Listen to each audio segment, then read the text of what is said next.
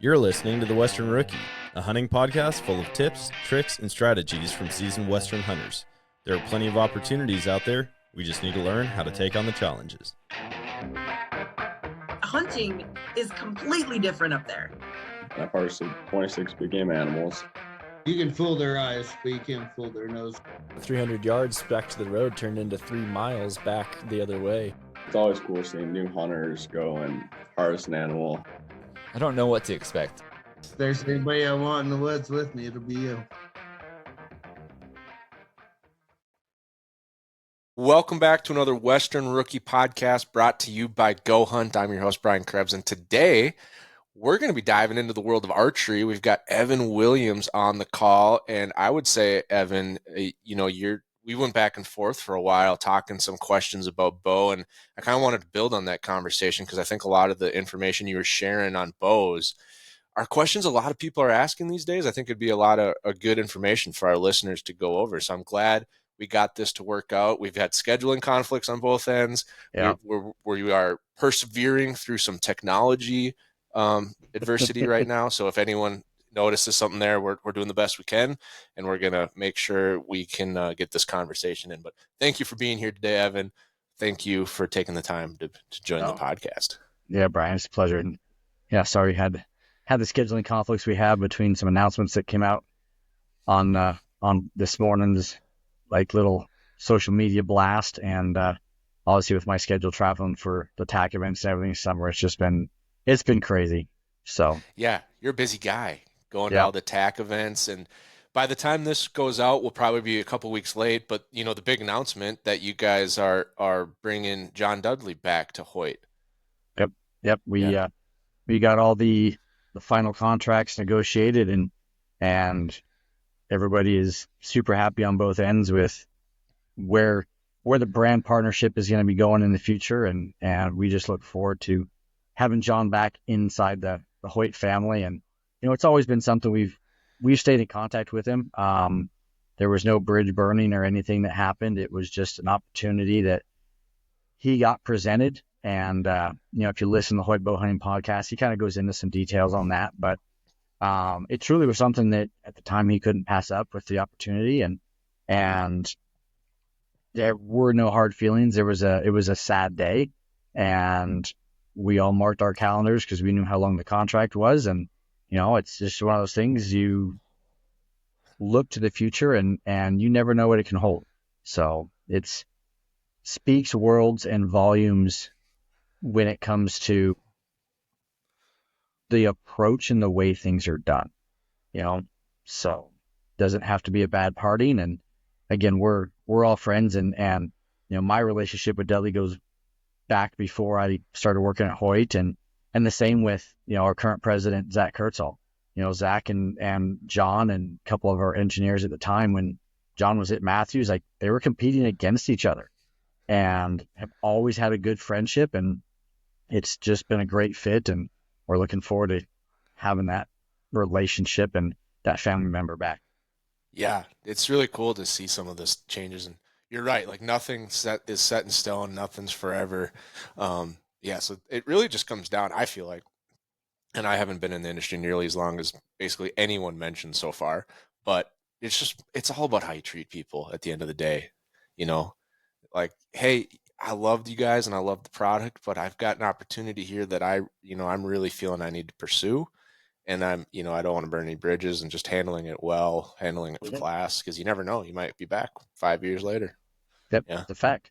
So then there's, and when you're around business long enough, you truly need to take a look inside yourself as an individual and realize that there is a difference between a personal relationship and a business relationship. And one does not have any bearing at all on the other. It can be extremely hard to separate the two at times. If you can do that successfully, it's going to take you so much farther, because you'll be able to either look at something from another individual's shoes, or you'll really be able to go, you know what, this has no impact on our personal relationship. From a business standpoint, this is the approach that we need to make, or from a business standpoint, we need to dive farther this direction, or we need to dive farther that direction. So, Yeah. and they can be hard to separate. A lot of times people take things personally that aren't meant to be and shouldn't be taken that way. And that's where feelings can really get hurt. But if you take a big, deep breath and just kind of take a step back, sometimes it's a hard pill to swallow, but it's the one that needs to be done at times. Yeah. Well, super excited. Either way, super excited to have Dudley back at Hoyt.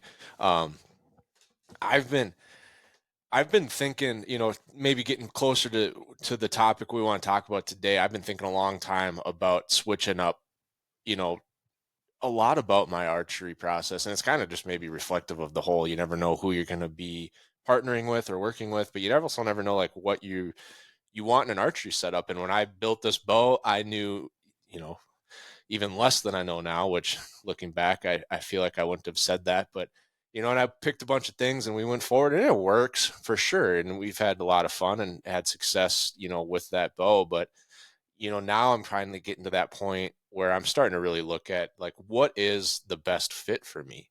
And I really do feel like that's where the archery industry has gotten to. Like, the technology is phenomenal. I mean, my first bow, I still have PTSD from shooting that thing. Like, it was one of the hardest bows to tune and shoot, and you never knew what was going to happen. And now all the bows are so much more enjoyable than that. And like the last 30 years, the technology has gotten to the point where it really allows you to take some time and step back and be like, what is the best setup for me? Before it was like, here's a setup, here's what we got. Now it's like, I can fine tune my draw length, and you can find bows to fight the right cycle and the weights and all kinds of stuff. And that's kind of what our conversation over email has been about, kind of fine tuning setups for the individual person. And some of the things that you had brought up, I wasn't even on my radar yet. And I really liked the insight that you gave to me. And I didn't want to gatekeep that information by any means, and thought it'd be a great podcast episode talking about some of those topics. Yeah, absolutely.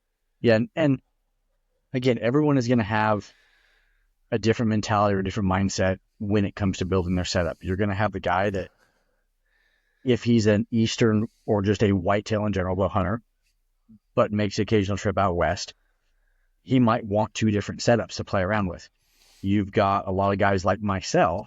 I want one setup for everything. So what are those good numbers when it comes to, what is my front of center? How much weight do I want up front? What is a good overall grain weight? How fast do I want to shoot? What's too fast versus too slow when I'm shooting and going after antelope and elk and whitetail and mule deer? And, I had a bear hunt this year, first time ever, and I'll be looking at doing turkeys. Like, if I'm trying to do all these different species with one setup, do you build it for the biggest one you're going to be hunting, and then everything else just gets whatever that setup is? Or do you make a couple concessions here and there? I don't like playing with broadheads either. I might play with a couple different expandables. I'm lucky enough I get a couple extra doe tags in some of the whitetail states I go to. So those are like product testing tags. Like, okay, I've got a 4-arrow quiver. I'm going to take 3 different broadheads, and I know on my buck tag, like, this is my number one because I know what it does. I've tested it. It just come through for me. If a doe comes in, I've got a couple of the broadheads I want to test. And that being said, I'm shooting some of those ahead of time too, so at least I know how they fly. So you have different mindsets and mentalities for a Western bow hunter versus a whitetail, versus the one that wants multiple setups versus the one that I need one setup to do it all. And so you've got all kinds of different angles and arguments when it comes to every aspect of that. Arrow spine versus FOC versus broadheads. So, take everything that I have to say with a grain of salt, because it's coming from, again, my personal experience and how I feel when it comes to putting together my personal setups. So, yeah. I mean, we just did a video last night about the, I just had Abby ask me, like, what's the best Western caliber for big game hunting? And knowing there's no right answer, and as easy as that gets with the calibers, because there's really only, like, there is no front of center calculations on a caliber. And so I'm like, hey, 270 win. If you got to do one thing that does it all. And then sure enough, we're at like 700 comments of people either agreeing or disagreeing. Yeah. And that's easy. What about it? What about a 280? What about a 308? What about this? Like with this round, you can have, this grain weight versus, a 270, this is the highest grain weight. Like I want the heavier grain weight up front, even though it's going to slow me down. Like, yeah, it's the same ballistic conversation. Cause then and again, on the firearm side, it's how comfortable are you shooting? Are you a guy that you're going to, you want your shot 400 yards and under? Are you a guy that has the proficiency? You're shooting 500, 600, 700 yards. I have a background in competitive rifle shooting. So for me, I don't shoot rifles anymore, especially hunting, because I don't get that internal fulfillment. I don't get that same experience. Right. Because for me, having a firearm in my hands, like on the target side, I can do it. I don't feel like it's the same game. Yeah. So and think about how many variables there are with a rifle. With a bow, the variables, I mean, you're building your own projectile. You want it cut at 28 or 28 and a quarter or 29. Do you want this? And so the options just blow up. Yeah, wrap or no wrap, 3 vein, 4 vein, 5 vein, 6 veins. Like, and yes, all of those vein configurations are possible, and I have seen all of them. And am I going to shoot a 1.7? Am I going to shoot a 2? Do I shoot a 2.3? Do I shoot a 2.2? Some have a 2.7. Do I go 3?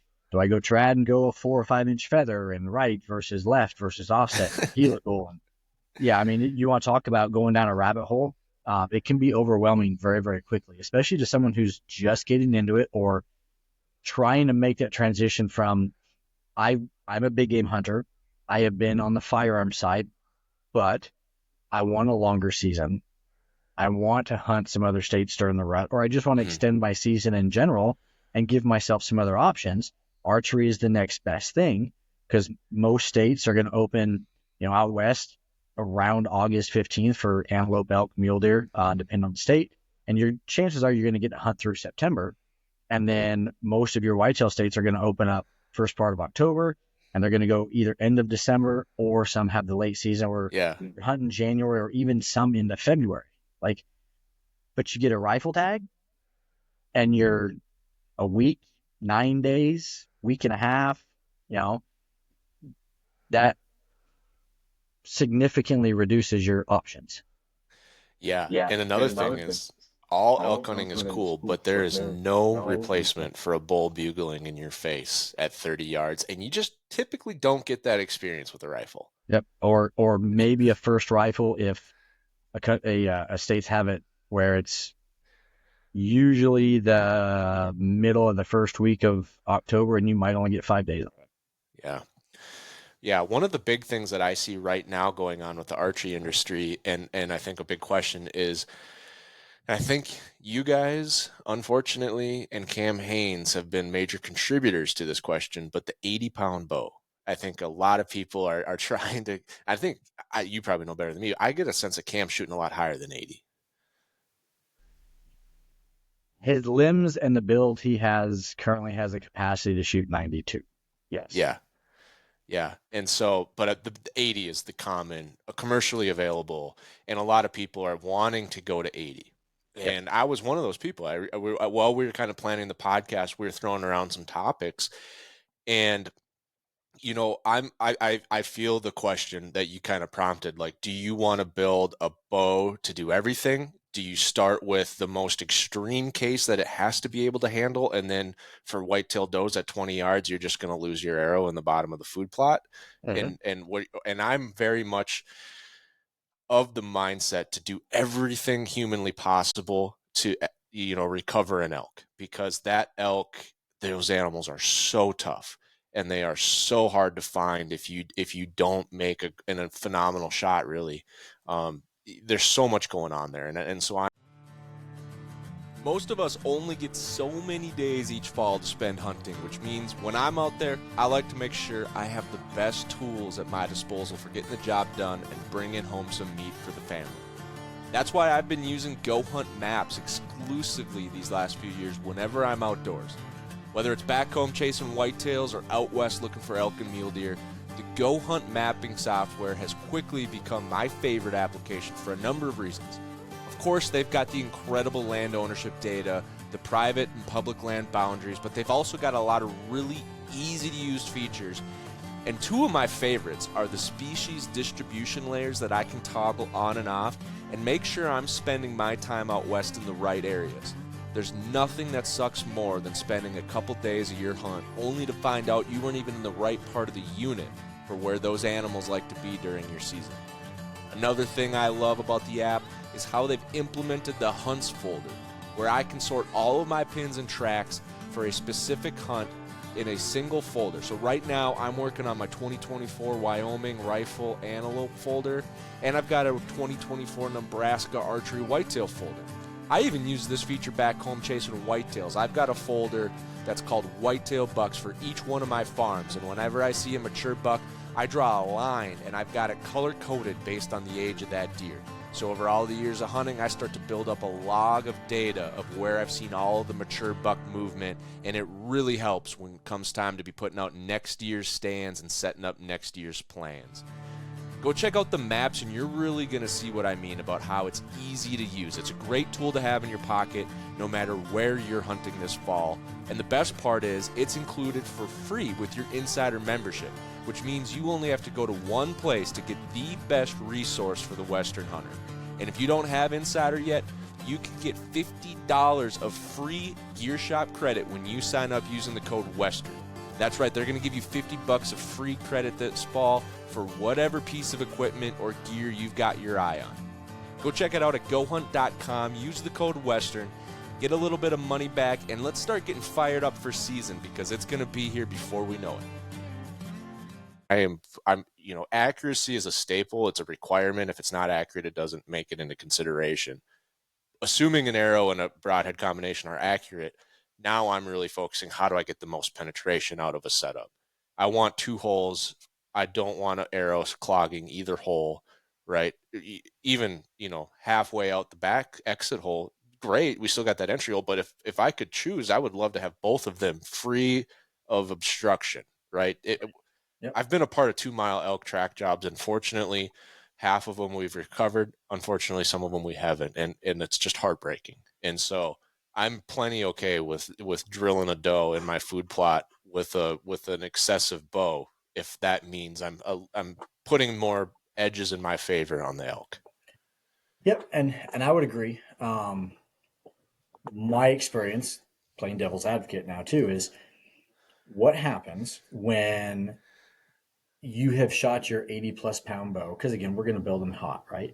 So like my bow came in at 83.5 pounds. I've been shooting that all summer with attacks. Temperatures and conditions in the elk woods, I'm looking, depending on what time of September, mid to low 30s in the mornings, upwards of 95 to 99, even potentially triple digits here in Utah because we start so early. But now if I take that bow and let's say I haven't filled my Kansas tag because that's where I grew up, and I go home over Christmas vacation. Yeah. And I go try and do some late season tag filling. And now it's -10 when you leave the truck.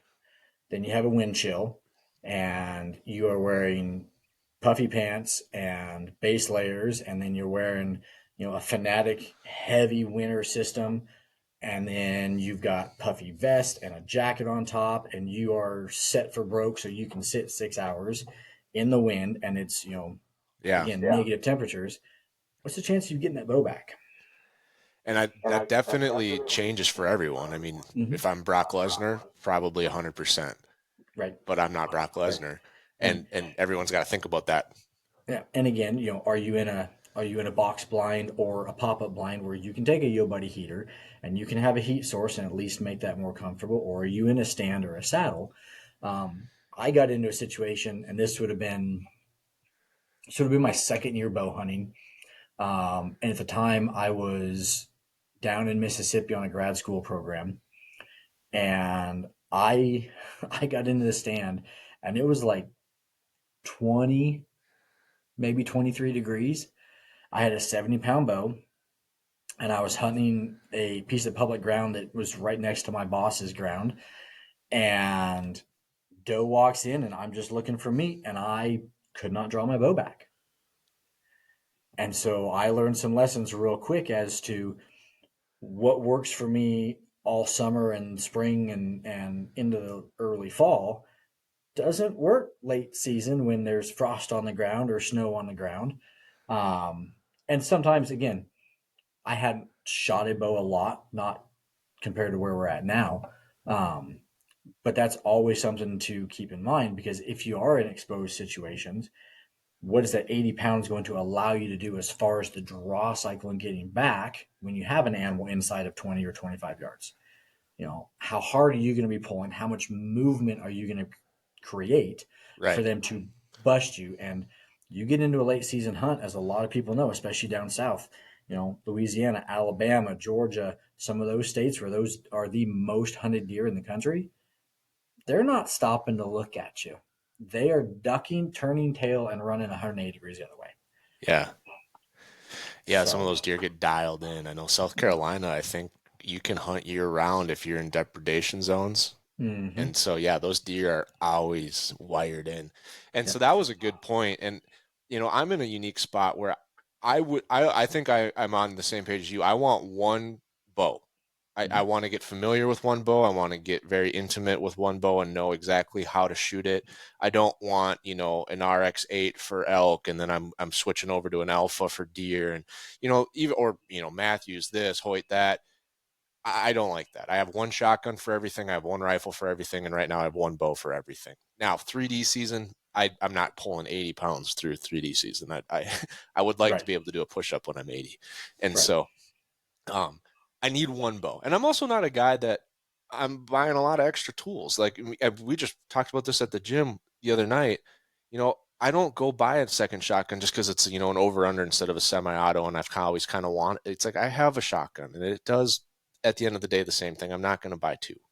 Yeah, for those of you listening, this is the anomaly, FYI, because and I'm giving you a hard time, Brian, but I agree. Like if you have a piece of equipment, and again, it's a tool, right? Yeah. And if you have one that's working for you, why go get something else? Because am I going to use it? Is it going to be something that sits there? But when it comes to the shotguns, like go get the over and under, dude.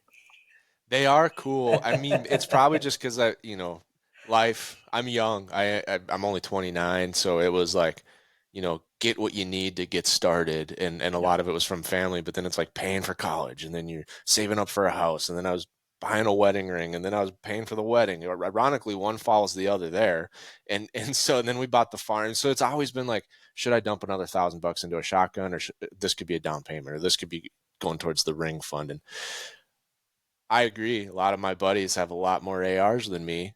I have zero, but I've also got a 40-acre farmstead and a wife that I love. And not that they don't have leads in those departments, but it's like I just prioritize different and we have different paths.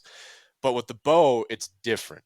To me, that's about like being able to shoot well and getting, I could pick up any rifle and hit 200-yard deer targets like that. And you probably say the same, but over 1,000 yards because you got the background. That's not the same with the bow. I can't pick up any bow and be proficient with it right out of the box. And so that's where I want one. Now, I am okay with switching up an arrow. I'm okay with backing off weight mid-season.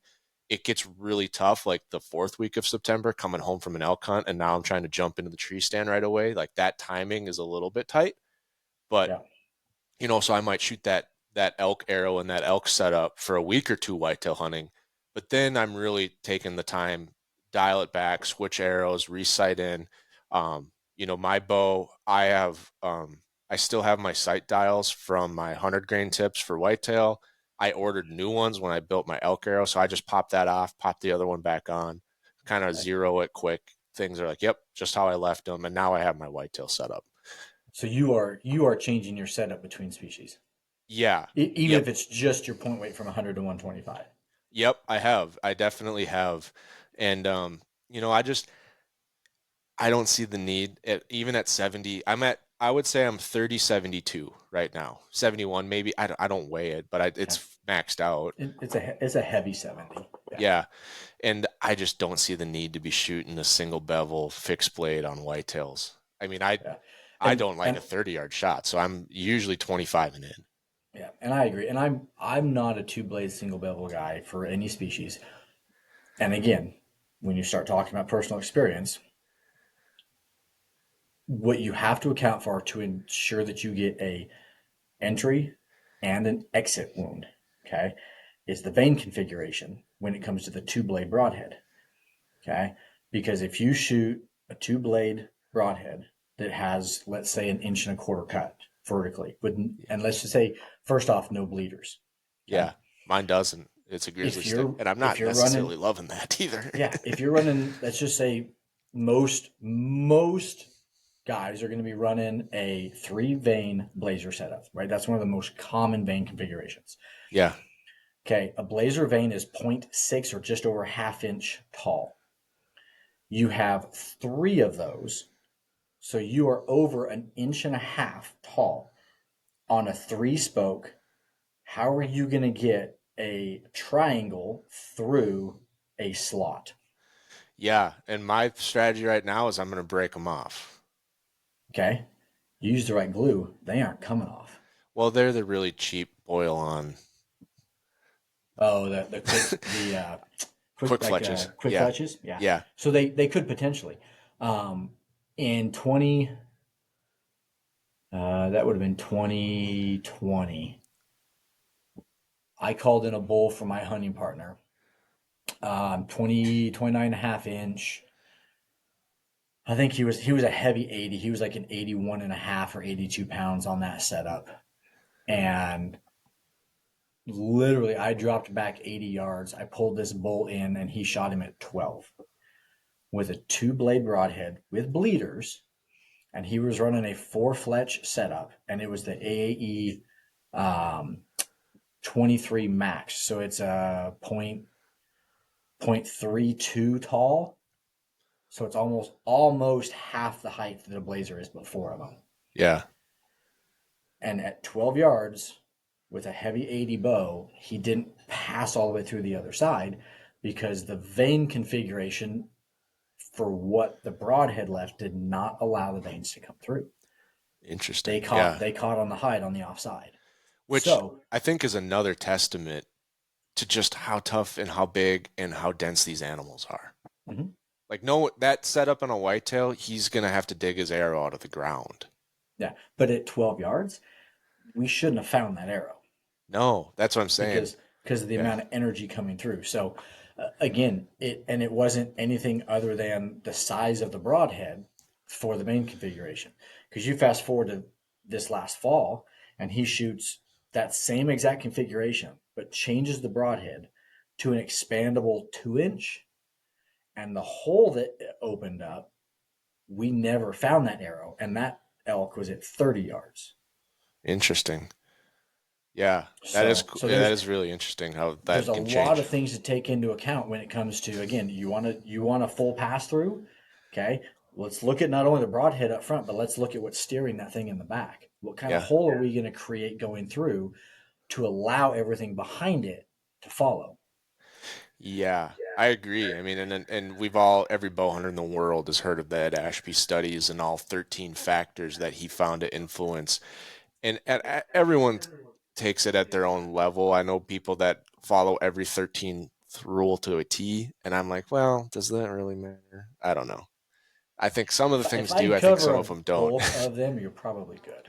Yeah, and he even says like, hey, this made like a 4% difference, where this other one made like a 20% difference. Like if your arrow is bigger than your broadhead, like wider, right? Like you have a wide shaft arrow, like that's not good. Like you're not making a big enough hole for your arrow, you're gonna get stuck. Yep. And so does that mean you have to shoot a 4mm arrow? Yeah. No, not necessarily. There's a lot of animals in the past that have been killed with a 6 or 6.5, which is, quote unquote standard carbon. Yeah. And there's a ton that have been killed with a 23 series aluminum Easton. Yeah. Or a stick. Like for the first 2,000 years, it was sticks. Yeah, and then it just comes down to the size of the willow branch or elm that they were cutting. Yeah. So that was a big one that we talked about. And so that's where I was like, if I did an 80-pound bow, I would probably dial it up for elk. And then I would say, like, my game plan is to bring this back down to 70 for whitetails.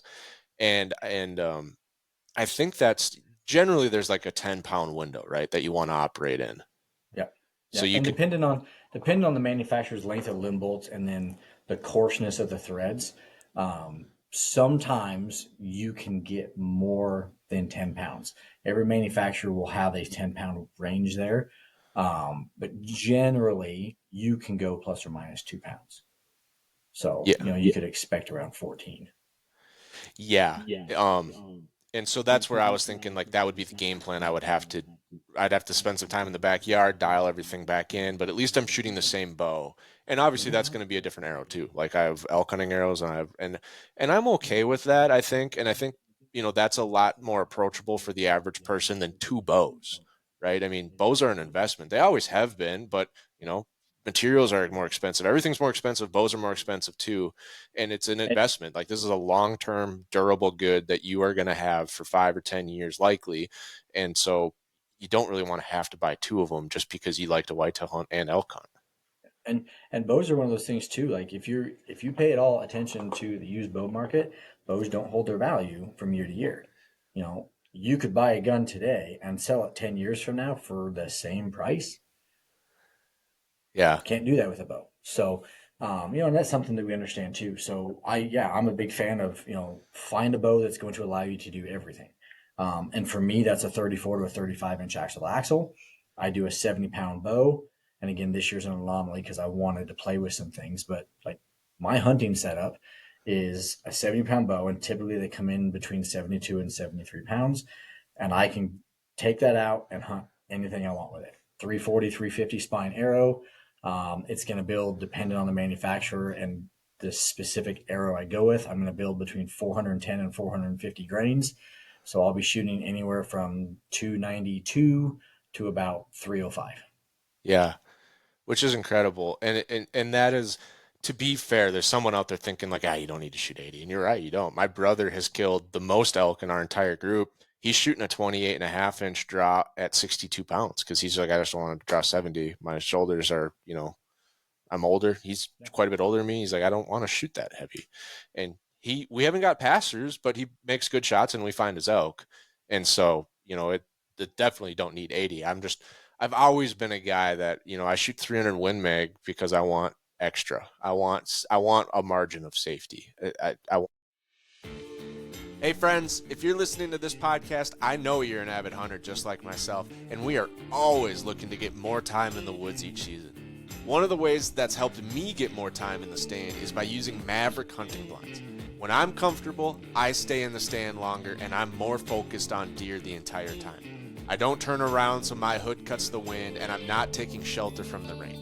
The best way to stay comfortable is with a hard-sided blind, and my favorite is Maverick's 6-panel Booner blind, which allows me to rifle and bow hunt out of the same blind. The best part is Maverick has a blind for every spot.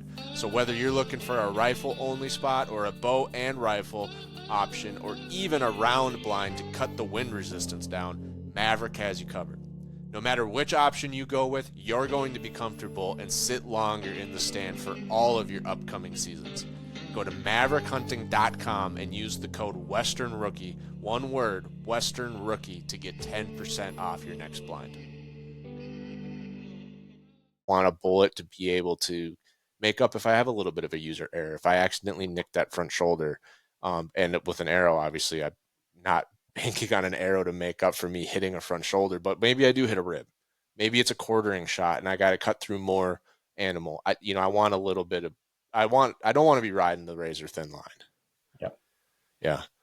And so that was one of the topics as well. But then we got into another topic along with this 80-pound trend. I'm shooting a 30, I think, my wingspan is like 6'5". I'm only 6'2". So my brother always makes fun of me that I got gorilla arms that hang to the ground. And everybody usually says your height and your wingspan are roughly the same, which they are, right? Yeah. However, having a longer wingspan versus your height is the anomaly. So Yeah. like I'm 5'8", 5'9" on a good day, and my wingspan is less than I am tall. So I'm getting robbed of draw length, where you get to see the benefit of it and get more out of your draw. So you're creating more energy because of the wingspan that you have for your draw length. Right. And I misspoke. I don't think it's 6'5". It's 75 inches, so I think it's like 6'3". Yeah. 6'5" would be really long. An extra 3 inches would be a lot. But yeah, I shoot with a fairly good bend in my bow arm, and my string is barely touching my nose. I know like certain people, like Cam's kind of famous for having hand behind the neck, because that's when he grew up. Like, you didn't get to tune your bows. You had to make it work. Yeah. And so I have that fairly good bend. And so I'm thinking, like, and I've heard rumors, and this is a rumor, you'd probably be able to dispel it immediately, but the bow shop we go to, one of the guys is a huge Hoyt fan. And he said, yeah, typically Hoyts, you can, they run a little bit shorter. So you might be at that. Like, if you're measuring a 30.5 on a Matthews, you might fit into a 31 Hoyt. And I have no idea if that's true, but. And there are some leeways in how a manufacturer can measure them, because that goes back to IBO versus ATA guidelines. Yeah. And there's more margin for manufacturing error, if you want to call it that, on the IBO side, just a little more leniency, where on the ATA side, for those manufacturers following it, they are much more strict and stringent on where draw lengths are measured, where draw weights are measured, and how you are getting to all of your numbers. So ATA, being a more strict guideline, says all of our testing will be done at bows that are 70 pounds, and you have a 0.2 pound allotment. So you can test a bow that is 70.2, but not 70.3. Yeah. Interesting. Okay? For draw length, it is measured from the throw to the grip, okay, plus 1.75 or 1 3/4. Okay. You can have an extra 1/4 inch. That's it. So 30 1/4 is where everything is tested. If you go 30.3, you're too long. Yeah. And then you have a 5 grain per pound arrow. So 350 grains, that accounts for the 70.2 allotment. Yeah. A lot of people think IBO are the same numbers, and it's not.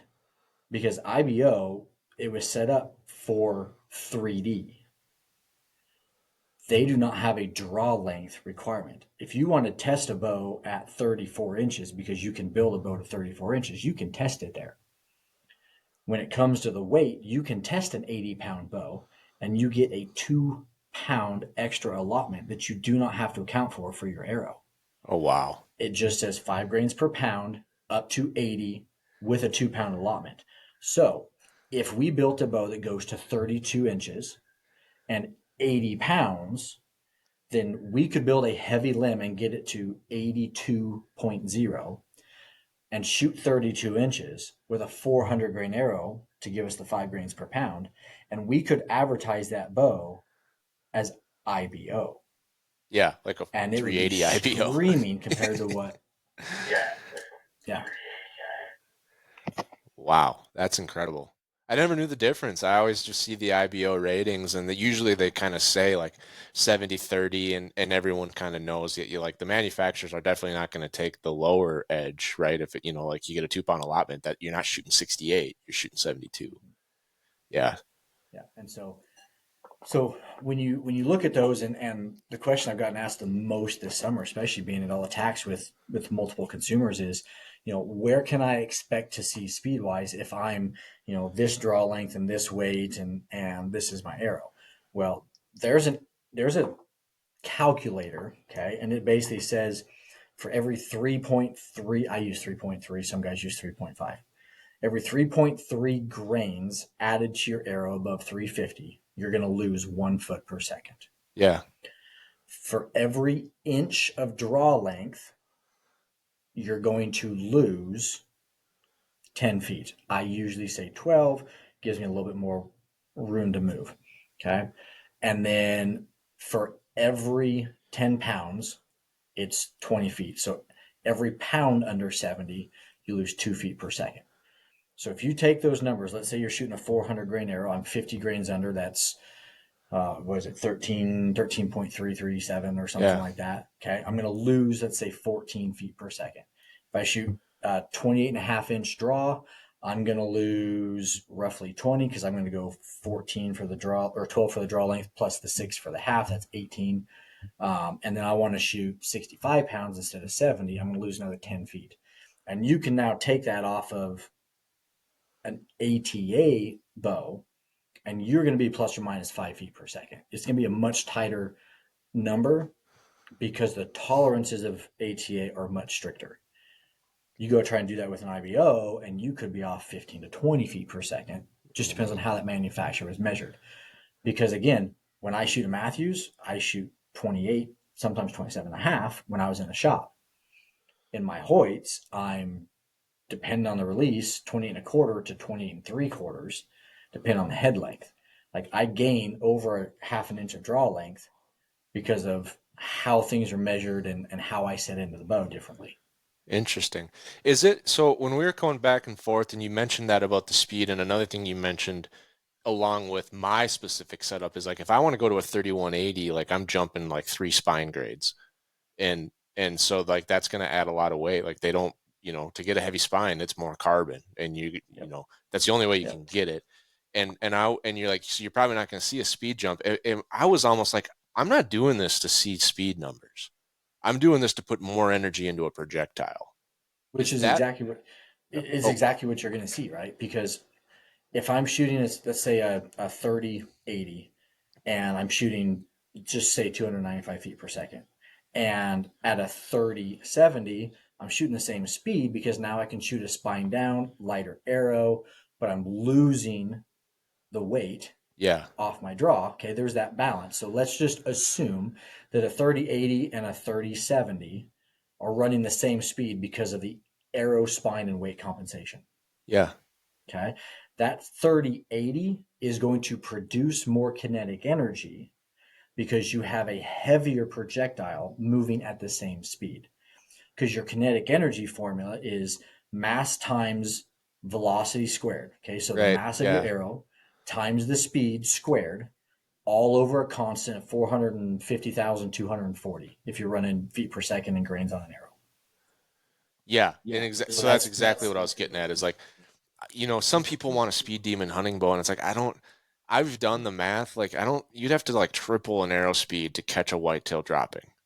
And you're just not going to do it. It isn't going to happen. Yeah. No, I've done more research lately, and I'd love to hear your opinions on this because we have a huge whitetail doe problem dropping arrows. I've had it on film, like lighted arrows going right for a top heart shot, and I missed 12 with their head down. That's well, one of them was looking at me, and it still did it. I had it on film. It's looking at me. It was a fawn. I don't know how it got me. But that's exactly what I was going with. Is a lot of people like head down, unalerted deer. It shouldn't know it's coming. And what I was researching was that pivot point that they can leverage with raising their head and dropping their shoulders at the same time is phenomenal. Yeah. And then you start looking at even worse for it. You start looking at the comparisons, like side by sides of like when they're alerted looking at you, they do react a little faster, and they go down like this much, right? Yeah. Versus when they're not, they don't realize it as soon, but when they do, it's like instant. They throw those shoulders down. Yeah. So when you shoot at any animal with its head down, and again, I haven't looked at the exact numbers, but there is a significant increase in the speed rating when they can throw that head and drop that back in. And that's elk, deer, antelope, you name it. So, me personally, I would rather shoot at an animal that has been stopped and is looking to see what's going on. Like, okay, full draw, they stop and they're looking while they're trying to figure out what made the sound and maybe even where it came from. Like, they're not necessarily looking straight at me already, but because they don't have the ability to throw that head and change that lever, then their reaction to go diminishes. Yeah. I mean, the difference I saw in the research was like, it goes from basically a low heart to a high heart the one way versus like a low heart to not hitting the deer the other way. Mm-hmm. It was crazy. Yeah, and there's the conversation I love to have around that too is the the thought of the no man's land, right? Especially when it comes to antelope. Like that seems to be the bigger animal people talk about. No man's land doesn't exist. Like if you look at the anatomical structure and layout of an animal, the lungs go all the way up into that spine. Yeah. So what is happening for guys to make a high hit and not recover an animal? The majority of what I have seen is that animals at a water hole, their head is down. When that shot takes place, head comes up, back end drops out. So gravity is still moving the internal organs down towards the ground into the stomach cavity. Yeah. And now you have the separation because they're just floating inside the cavity. So as that animal rebounds, the back is coming up, the internal organs are still dropping because the speed at which that animal is moving can't be compensated for by an internal floating organ system. So the back is already coming up, the organs are still going down. Now you have a void, so you are punching it right through where you should as the animal is already rebounding, coming back up, but the organs are still down here. So you make a clean shot, but there was nothing there for you to go through other than cavity. Yeah, it would be super cool to see like if there was a way to test that. I don't know how you would do it, but it would be super cool to finally debunk it because I believe it too. Like you got a deer, it's like there is no solid area with nothing. It's you either hit a shoulder blade and you didn't get in, you hit above the spine. On certain animals, there's a lot of area above a spine.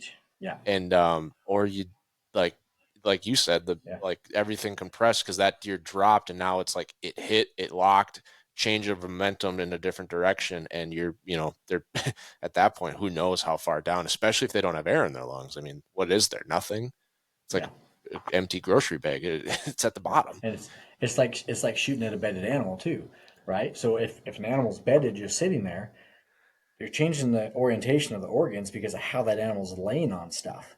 Yeah. So just because you put it right behind the shoulder, well, if their organs are laid over towards the back, you might go right over the top of them and maybe catch the offside lung, depending on how things shift as they sit down. I've shot enough 3D that I don't want to shoot a bedded animal in real life. I always struggled the most on those bedded buck targets. Yeah, because I don't know. Your tendency, like they are so close to the ground that you tend to like look at the ground, and so you have what's called dip bangs, where your eye is focusing on the contact point of the bottom of the animal where they're bedded and the ground. I need to get above that. I need to get above that. And so mentally you're looking at the ground. So where does your pin go? Right to the ground in the belly line. Yeah. So try this sometime. Okay. If you guys are out 3D shooting, go to a bedded target. Okay. Or go to a target that has some kind of obstruction in front of it. Okay. TAC events are great for this because, there's a mule deer at 63 yards and there's a big log in front of him at 47. Okay. Add 2 yards, depending on where that obstruction is at in relation to the animal. Okay. And aim for the obstruction. Your eye is naturally going to be thinking about it. Your brain is processing, don't hit this, don't hit this. Add a couple yards to your sight, aim hard on it. You're going over the top of it. Yeah. You'll make a good shot. That arrow might disappear behind it because you're hitting what you want to hit on that animal, and it just happens to be behind that obstruction. Yeah, I've done that a lot shooting because that's the elk scenario. There's always obstructions elk hunting, and so knowing like when I can just aim at a target, 20-40, right? If there's a branch at 20 right where I want my arrow to land, I don't even adjust. I just aim at that branch knowing my arrow is going to go up and over. There's some goofiness when you get too close because your arrow is still coming up into your sight picture. Yep. And unfortunately, I was at full draw on a bull one time and I had a branch at like 2 inches and I couldn't see it in my sight housing. And so I stopped this bull with a nervous grunt, had my dial ranged and set and everything. And I touched off. And all of a sudden, the forest around me like exploded because of the branches. Snow started to fall off the branches because we had just got a snow, and my lighted knock just soars right over this bull. And I'm like, finally did everything right, and it didn't work still. And my brother fortunately stepped out and made a shot on that bull, and we got him. So at least we got to bring the bull home, but it was a bummer. It was definitely now your brother gets to rub it in your face that I got him and you didn't. So my brother has shot more elk than me. But I'm batting a 315 average, so that's a good one to have. We both have our pros and cons. Yeah. I've done only mine with a rifle though, which is not too much to brag about. And he likes to point out you had 2 once in a lifetime tags. I'm like, well, that's another. Yeah, you're right. Yeah. He's like an over the counter. He always says a over the counter raghorn with a bow is cooler than your 350 on a lifetime license. Yeah, there's definitely different challenges to each one of them. So Yeah, because no, again, it's brothers. We go. yeah, and you pull that once in a lifetime. Like, okay, what kind of bulls are in the unit? I had a 400. I was videoing a 400. You go in and try and kill that 400. Depending on the time of year and how many cows he's got and how many satellites are running around, like that's a heck of an accomplishment. I don't care if it's public land or not. It was public that's just land. the way it is. And I didn't even know how to score elk. I sent it to Ryan Carter, and I'm like, hey, I keep getting like 400, 390, 400. Am I even close, or am I just like another guy on the internet that thinks he's got a 400-inch bull? And he sent me a voice note back, which I was really surprised about. And he's like, dude, that thing is a monster. Like every time I look at him, he gets bigger. My first guess was high 80s. Now I'm thinking high 90s. Like you just got to shoot him. Yeah, so you're in the ballpark. You just need to get posted up and dial on him. Yeah, he moved. He moved to private land, and a private landowner shot him in This was all in North Dakota. But yeah, beautiful 7x8, and his like seventh, all of his, he didn't have one shorter than 15. Like it wasn't like he had a couple nubs on the end to get 7x8. Like everything was just a beautiful bull. I ended up shooting that 354 clean 6x6. So I'm tickled pink, man. But it was a crazy hunt to see bulls like that. Oh my gosh. And yeah, it was September 8th, season opened, any weapon in the Badlands. So you cheated the best time to be out there with a bow, and you had a boomstick in your hand. I'm echoing your brother then. To be fair, it would have been a very difficult unit to bow hunt. I mean, it's like breaks, Montana break. Yeah, wide open. Wide open. Yeah. I mean, yeah, people do it. I don't want to say I couldn't. I don't think I had the skills at that time that were required to pull it off, or a partner. So, yeah, I wish I do believe like shooting stuff with your bow is so much cooler, man. I love it. That rush you get where you're holding, you're in charge. It's not on a bench. It's not on a pack with a tripod and a 25 power scope. Like you are holding this and you are actively fighting your heart rate and your adrenaline, and you're trying to keep this pin where it needs to be and make a good shot and remember everything. And you're at 20 yards, no matter what the animal is. It's so much more thrill trying to do it with a bow. Even whitetail does. I just love it. Oh, I agree 100%. Whitetail does, they melt me, dude. like just most of the time, again, the whitetail bucks I've killed, it's like, oh crap, he's right there. Wait, draw. Okay, 2 minutes, it's over. Whitetail does, you see them, and they come in, and they're strolling, and they're taking their time.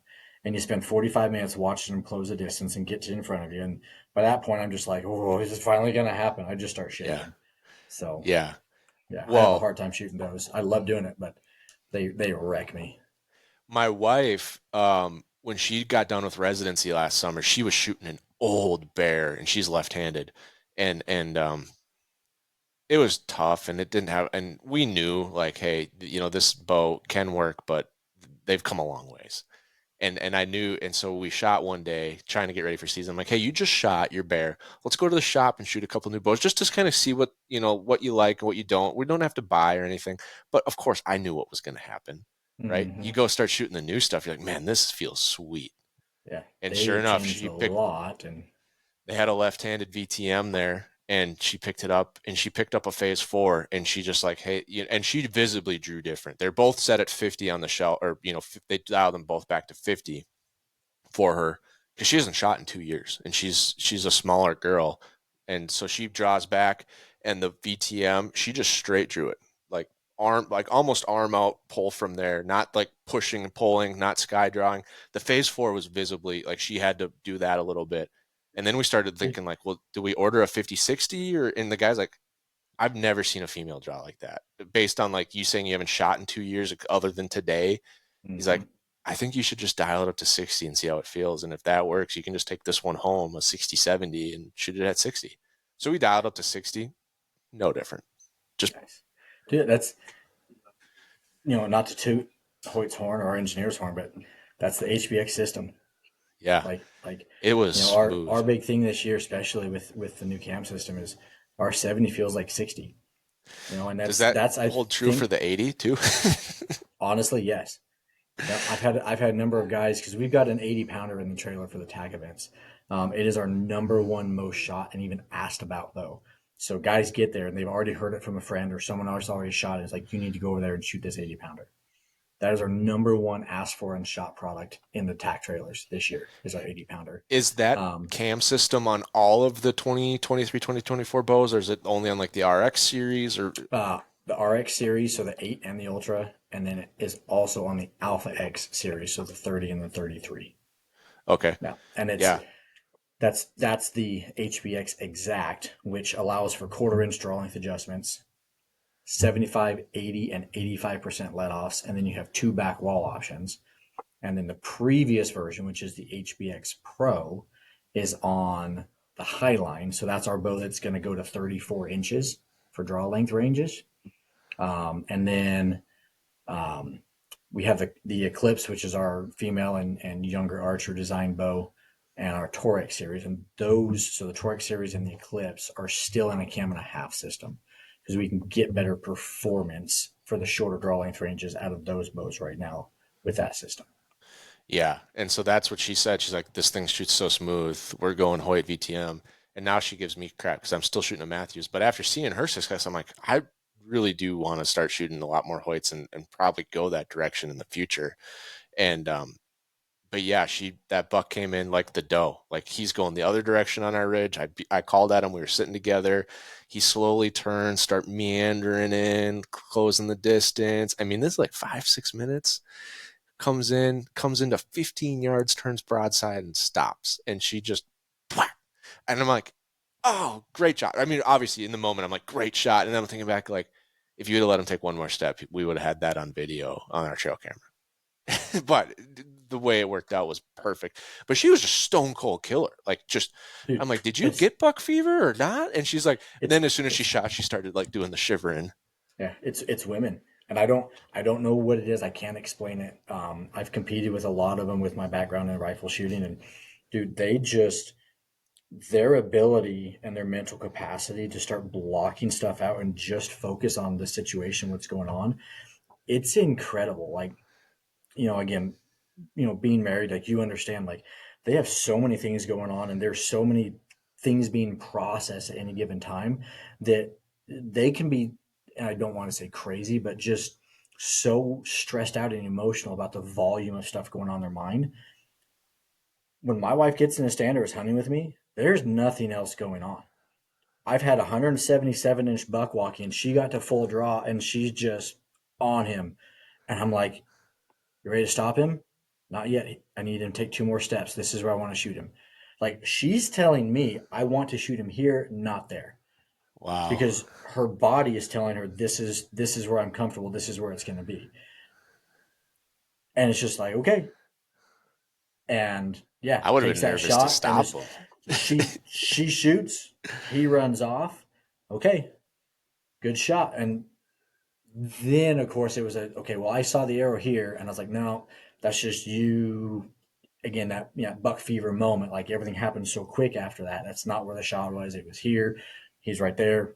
He's dead. We already watched him fall. Okay. And then it was what just happened? But like, all through that and even right after the shot, it wasn't my wife. It was a completely different person that was in so laser focused control of herself and the moment that I wouldn't have want to mess with her. Like, she just screwed somebody up. Wow. Maybe that is what it is. Cause I remember thinking, like, man, like, I could tell, like, she wasn't like, when I shoot, I'm like trying to hold it together. Like, I'm trying not to fall apart and melt. And then she was just like her bow arm was steady, everything. And then this is going on, like, her broadhead was like 3 inches from my nose, cause we were in the same tree. Right. And so I'm like, not quite, but I'm like, I had a front row view of it all. I really should have filmed, but I was worried about stopping him on time. And he stopped for a split second to eat an acorn and she shot him. Yeah. It was killers. It was incredible. And She shot more deer than maybe me last something year. like that so. has, yeah. and it could just be like that's just, again, it's in their psyche, but like I don't think my wife in that situation realized the magnitude or what was really going on as far as the size of this animal. Like my eyes are saucers, and I'm like, you have no clue what's going on right now. Like I'm shaking, holding the camera, like trying to keep things steady because I know like this is the buck we've been coming in here to try and get, and he's right in front of us. Like everything is coming together finally. And okay, that's the one. Yep, that's the one we want. Okay, right there. I want him right here. Okay, I wonder if that's like we do ourselves a disservice by like how much we think all year long about this deer and you know, just like obsessing over it so that when it happens, it's like larger than life. And my wife, she likes to hunt and I'll show her trail cam pictures and be like, oh, cool. But she doesn't check our cell cams. Yeah. You know, she just lets me tell her if there's a buck on there. And so maybe that's he like, looks good. I like him. Yeah. Basically. Yeah. We got an 11 pointer running around in the backyard most nights. And yeah. Okay, cool. Glad he's still here. You know, when we go out and he walks out, I was like, well, of course he walked out. Like, we're hunting. What? Yeah. You know what I mean? Yeah. He's not going to show up now. Yeah. Well, awesome, man. I appreciate the insight to a lot of these questions. I feel like it's just so common to hear the 80-pound bow topic and people are thinking, I think a lot of people think they want that. And I think there's just a couple questions that you brought up that you really want to ask before you dive in and make a lifetime investment. I know you could back it back down to 70 and be right back where you started, but just a lot of things to think about before you drastically change up your setup. And, you know, I wouldn't want anyone to go out and buy a bow, no matter what brand it is, thinking they wanted something and then not having all the pieces of information. And then they get it and they're like, oh, I don't know. This is what I wanted. Yeah. And trying to avoid buyer's remorse and that feeling of, maybe this isn't what I wanted to do. And now I've got to back stuff off and change drawings and tweak and play and do some stuff here and there to make it fit the way I want at the poundage I'm more comfortable at. So yeah, order new arrows. We got 2 weeks before an elk hunt. I don't know, or God forbid, get to a stand and a 177 walks out and you can't pull your bow back. I mean, oh my Lord, that's not a recipe for a good night. Yeah. So, but yeah, no, I really appreciate coming on, sharing some of that insight and giving, and also the technology. I'm really interested in that. So it's an ATS Max now. Is that what's the cam called? HBX. HBX. Exact. Okay, so the exact, the other one was Pro. I had an X. I knew there was an X in there. Yeah. Okay. Yeah. So the HBX is the cam series. And then so we had the HBX, and then that migrated to the HBX Pro for second generation. And then the Exact is our third generation. And is that kind of playing on the 1/4 inch adjustability to like really get exactly where you need to be?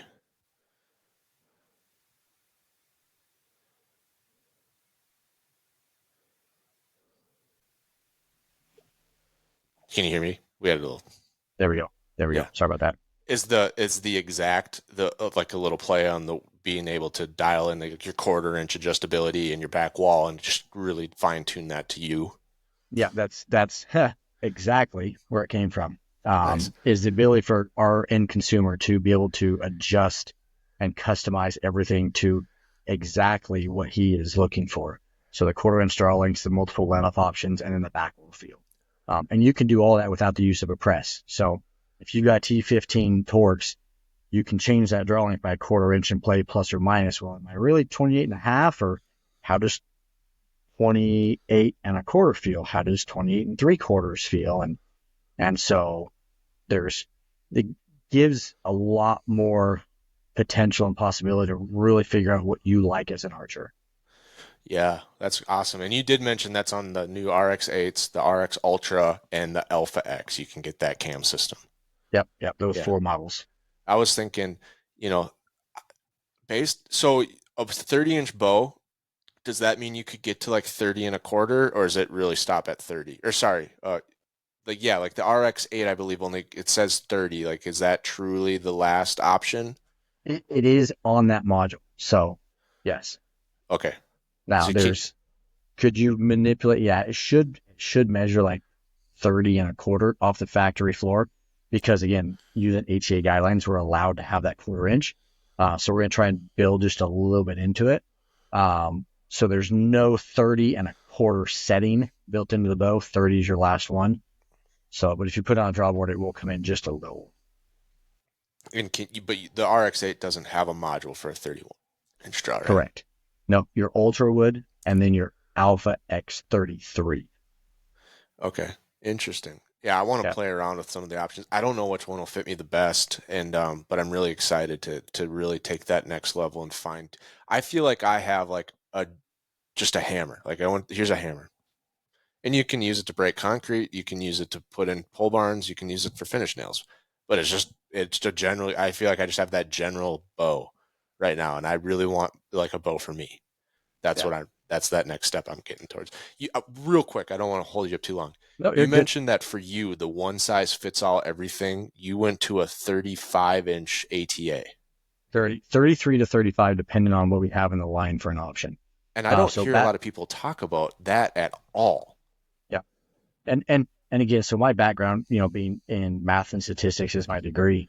Trying to find one bow, I want to figure out and optimize my draw length for that specific bow.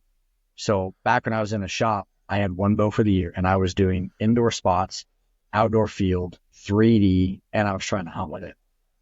So to get the benefits for the target side I was doing, I needed a longer bow that did not hinder my capacity and my abilities as a hunter. So that 35-inch axle is really what gave me that versatility where I can get in a ground blind or I can get in a tree stand. I can go spot and stock with a 35-inch bow.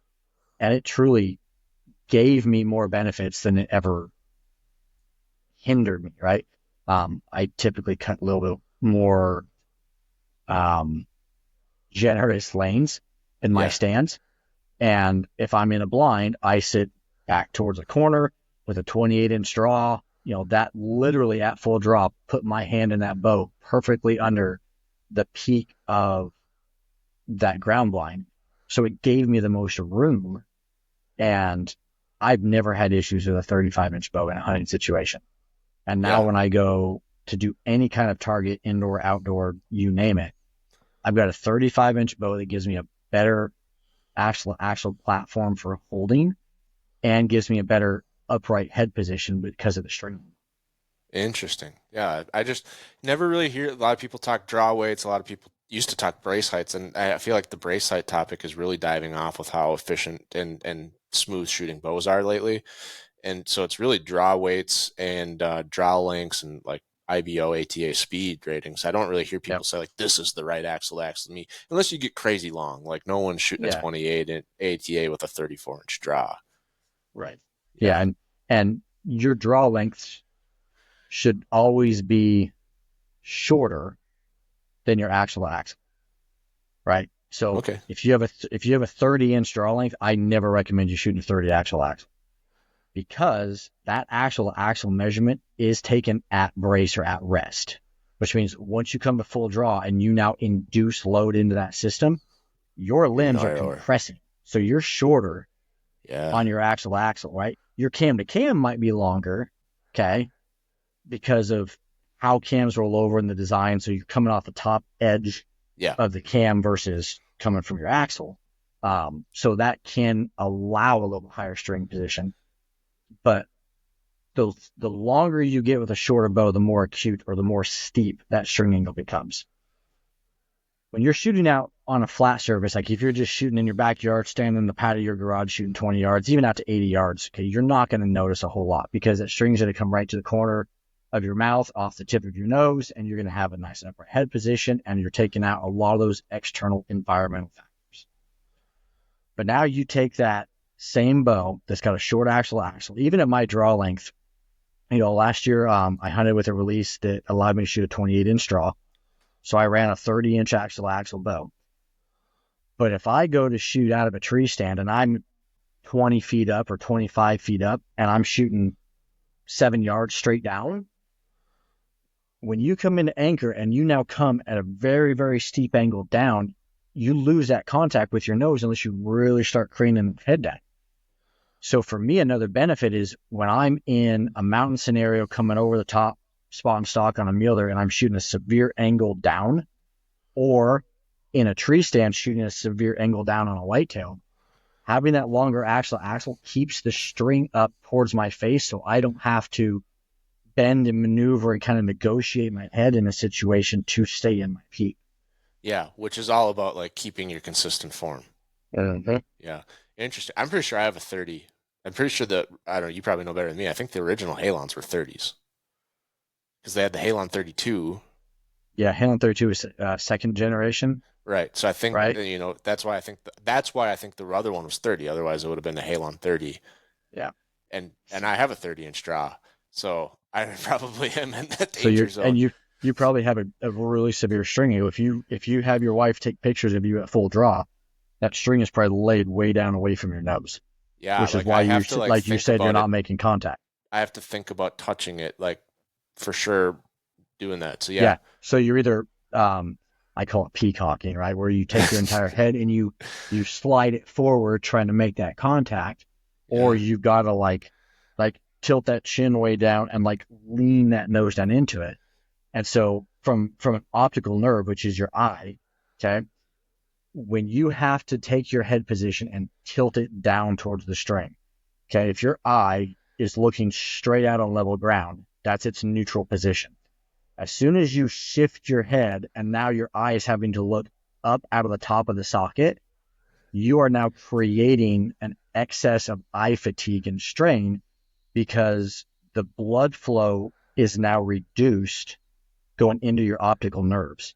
So essentially what happens is when you tilt your head down and you look through the top of your eye socket, the rate at which your eye fatigues is increased significantly. So when you are looking and aiming at your target, there is now an increased delay between what is actually happening downrange and what your eye is telling your brain is there. So if you ever come to full draw and you're holding and holding and holding, trying to execute, and that head is way down and you're pulling, finally the shot breaks, let's say 20 seconds in, and then you go look and it's like, well, that's not where my pin was at. And so you start making sight adjustments. Is that really where your pin was at? Or did you float out and there was a delay between what you were really seeing and what your brain was being told was there? And again, we can go into all that because I dove so deep into that on the competitive rifle side because of natural head position, where I had to be, and knowing like my best shot window had to be within this time frame, down to tenths of a second, because of the delay and the eye fatigue that I was experiencing. And then now you couple that with now you're on a western elk hunt and you're at a higher elevation and you're only drinking 2 or 3 liters of water a day, so you're already dehydrated on top of it. There's a lot of those external factors that guys don't take into account. Wow, you're really selling me on the fact that I should get a different setup. I think you should. Well, by the way, my bow is white and blue, which are like the only 2 shades of color that really stand out to cervids. Inside grayscale with undulates. Yep. Yeah, and so white camo with all blue accessories probably wasn't the wisest choice coming out of college. Yeah. But if you hunt in the snow, you blend in better. Yeah, but I hunt in a tree in the snow, so I mean, it's still. Yeah, my next bow is not going to be white. I haven't picked a color yet. It's hard to go away from black. Black is cool, but I don't know, either a black or a camo or a tan or something more universally accepted in the elk woods. That tombstone looks really, really good in dark timber and aspen. Oh yeah, that could be it. So, that could and be then you get up into a cottonwood or a walnut or an elm or and a good oak flat. Disappears pretty well. Awesome. Well, thank you once again, Evan, for being here today, sharing all this information, and thank you for listening.